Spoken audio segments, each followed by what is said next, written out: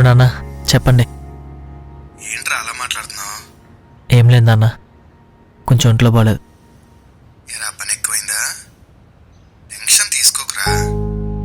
పని వాళ్ళ టెన్షన్స్ కాదు నాన్న, కొన్ని పనికి వాళ్ళ టెన్షన్స్ వల్ల. పోనీ అమ్మని నన్ను రమ్మంటావా? అయ్యో వద్దు నాన్న, వీలు చూసుకొని నేను వస్తాను. ఏంట్రా కంగారు పడుతున్నావు? మా పరువు తీసే పనులు ఏమన్నా చేస్తున్నావా ఏంటి? అలా ఏం లేదు నాన్న.